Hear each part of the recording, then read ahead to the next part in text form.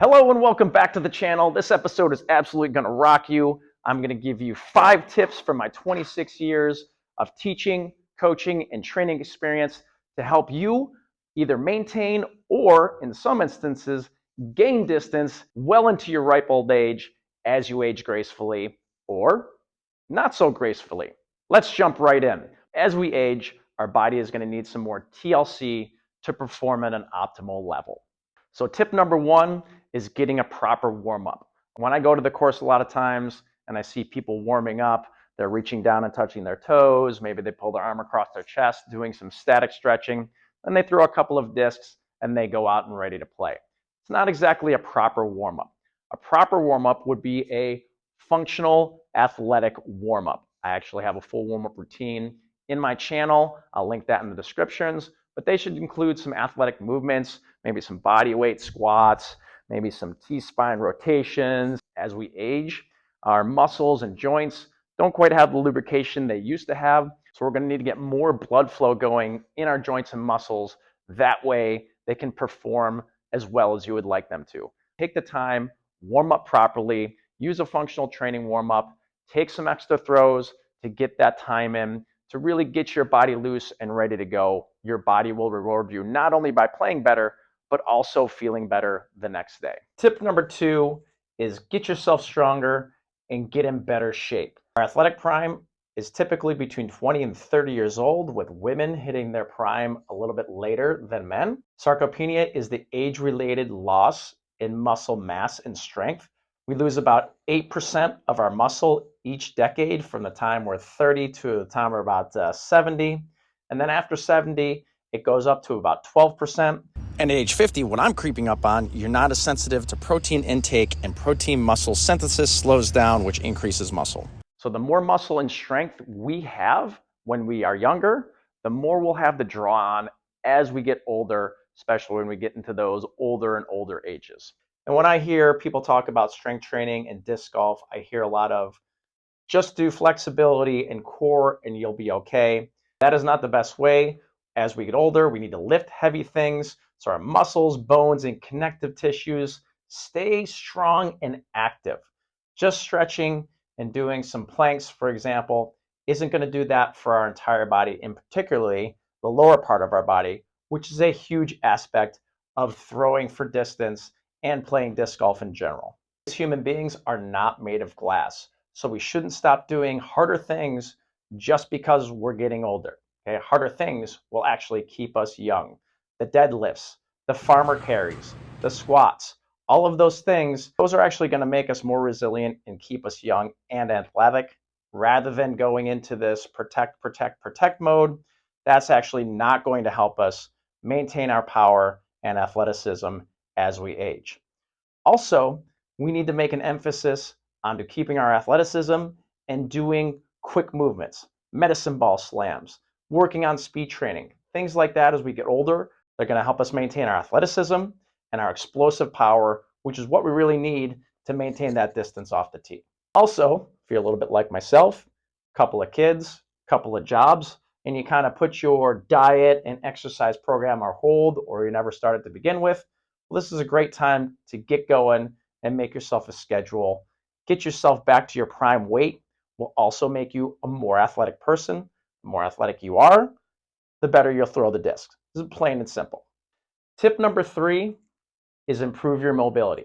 Mobility and flexibility are not the same thing. Example of flexibility would be reaching your elbow behind your head and using your other arm to pull it to get your arm loose. An example of mobility would be reaching your arms behind your back on your own to see if you can touch them behind your shoulder blades. Flexibility is just moving your body through a range of motion. Mobility is having strength through a particular motion. I'm not saying flexibility is not important.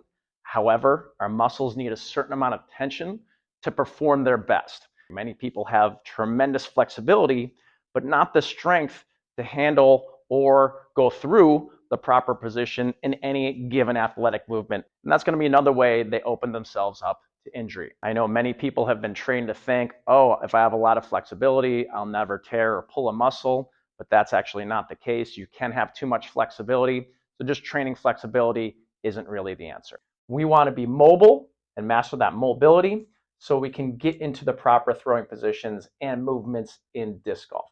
So when we're doing our workouts, we need to include mobility work in with our workouts. I have a full mobility workout in the channel as well, which I'll also link in the description. Moving on to tip number 4.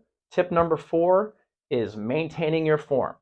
As we age, as mentioned before, we lose some mobility, we lose some strength. We also pick up some wear and tear on our body, whether it's we're sitting on a chair too much or we're throwing too much D and not recovering enough. And that's going to cause some changes in our form. Oftentimes, we don't feel it because we're used to it moving in our body every day. So it's important we rework our form and work our form as we age. Many of you have little elements that you've picked up along the way, and we don't want to favor those things because that's going to cause an injury somewhere else. So we need to work our form in a small picture, oftentimes without throwing a disc, in order to make sure we're maintaining our proper form. For example, I like to use a PVC pipe that really helps me get in proper positions and feel what that position is. This could be great in your mobility training. So it's important for me to be held in a specific position to make sure not only do I feel it, but I have the strength to maintain it and mobility to maintain it. And if I notice something is off, I know I have to work in that area. Tip number 5 is recovery. I could do a full video on recovery itself. I'm just going to give you a couple tips here. You can also go way down the rabbit hole, which I'll give you a couple of rabbit hole items just to think about. As we get older, we need more TLC, so we need to give ourselves some more things to make sure we're ready to go for the next day.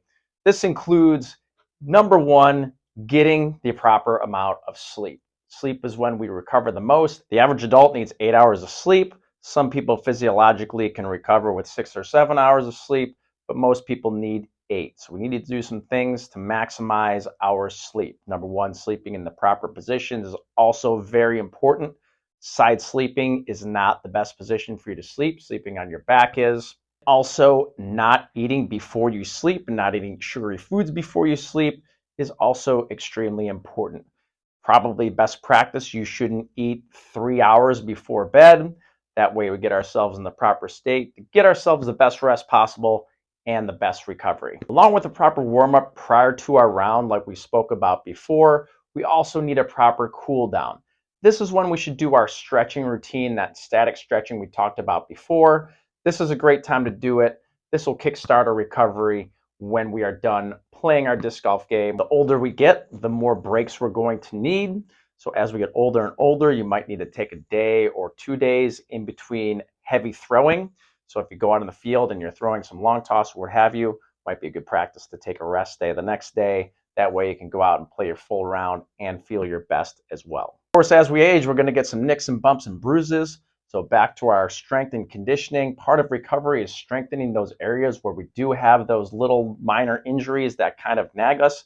That will help us because if we favor whatever that little nagging injury we do have, that's going to cause an injury in a different place. So if you can strengthen that area around your injury, that would be awesome as well.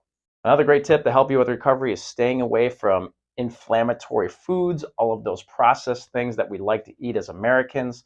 Those are not going to aid in your performance and actually cause issues and even more soreness.